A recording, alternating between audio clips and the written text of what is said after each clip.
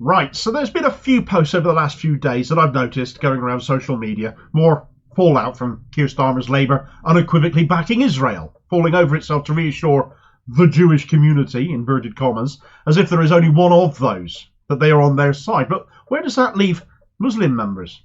Palestinians are, for the most part, Muslim, and the entirely one-sided narrative coming from the party leadership is indicating that there could be significant fallout for Labour amongst its Muslim voters here as a result of its positioning.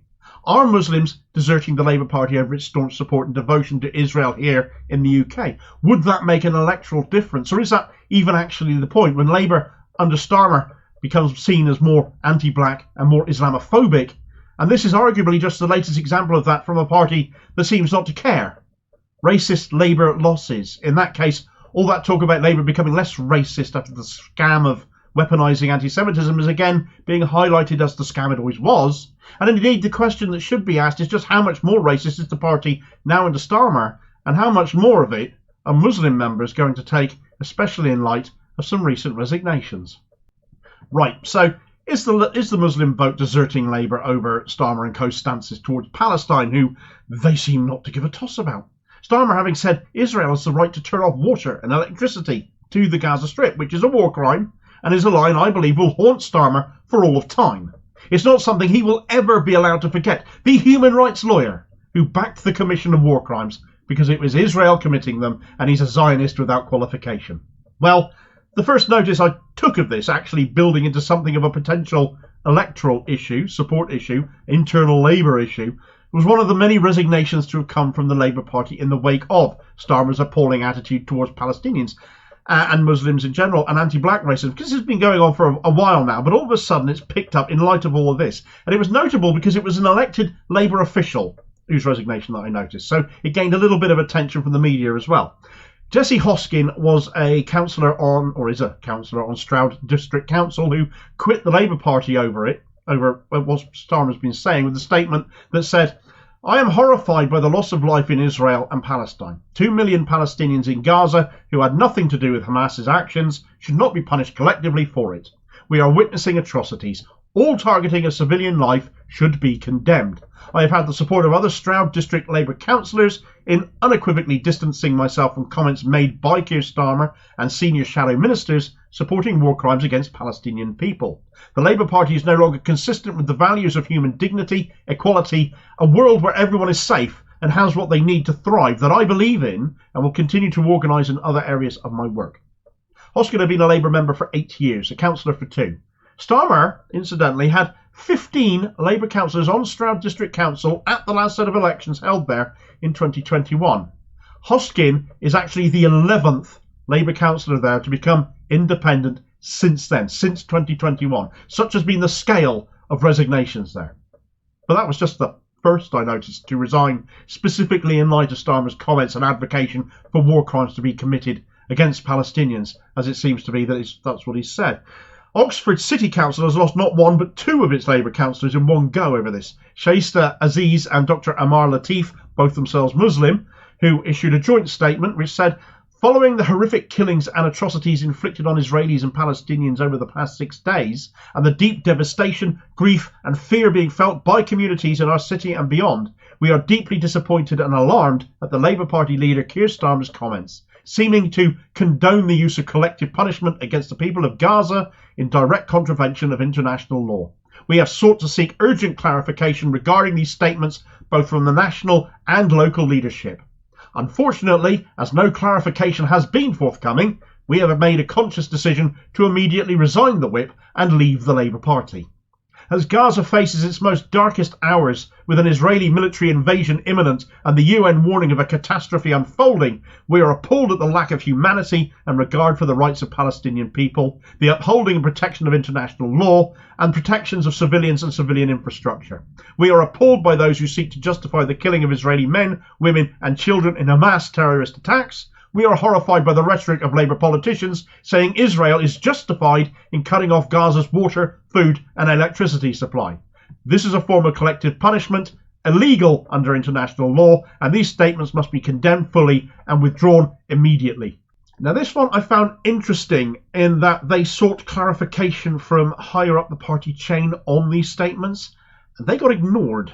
Says a lot of what Labour think of their locally elected officials, doesn't it? And indeed, if that's how they are treated, what about ordinary members just as disgusted then? I'm not surprised they resigned. Solidarity to them both.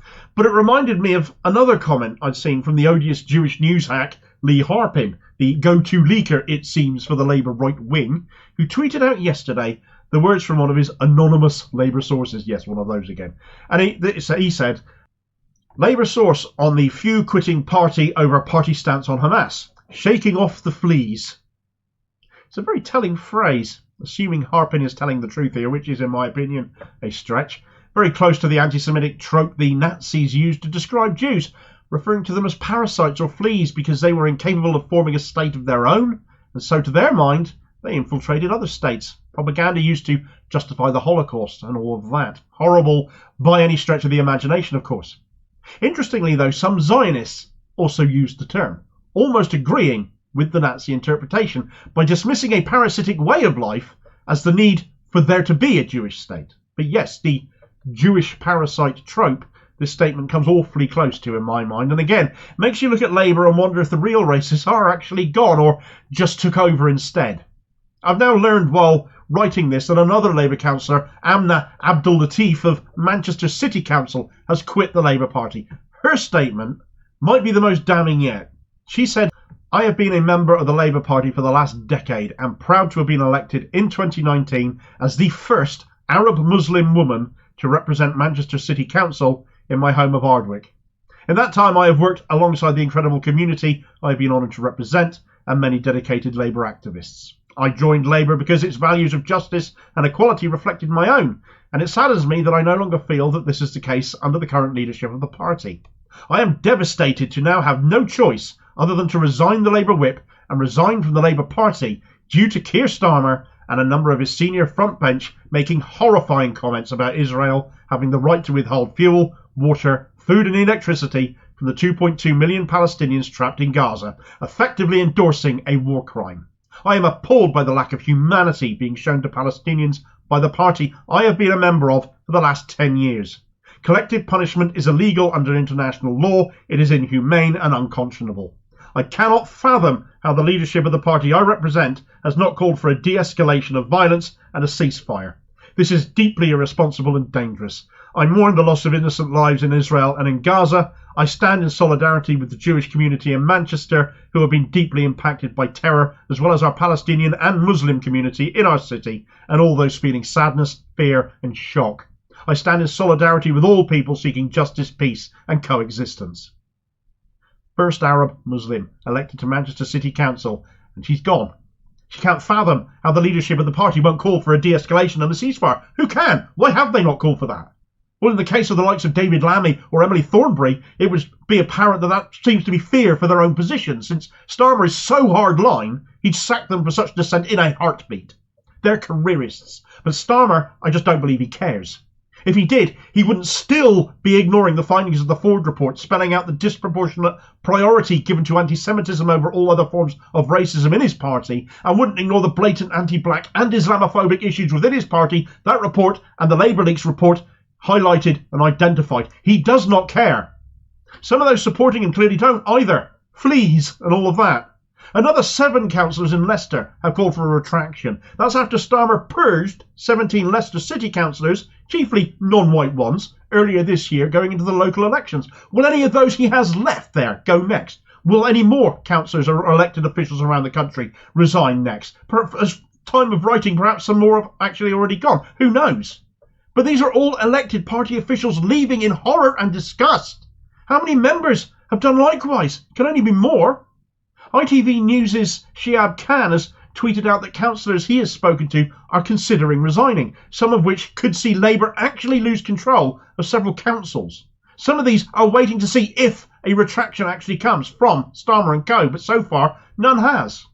A change in language in a statement Starmer put out swiftly after getting a warning letter from the International Centre of Justice for Palestinians isn't the same as an apology and a retraction. Is he so supremely arrogant that he thinks he can get away with this, that he doesn't owe that?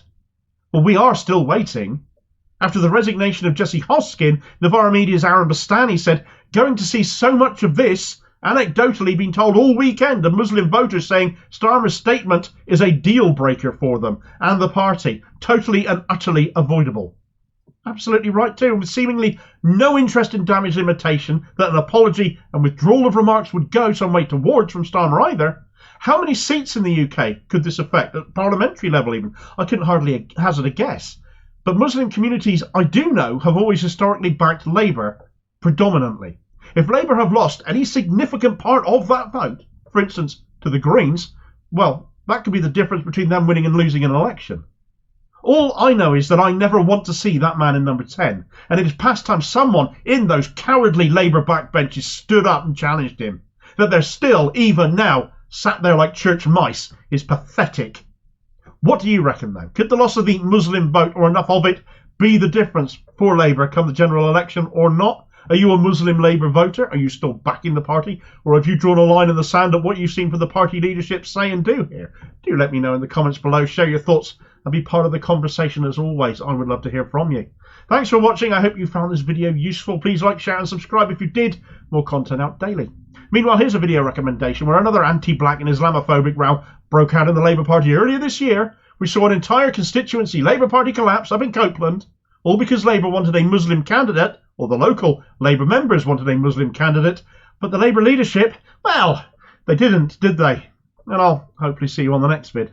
Cheers, folks.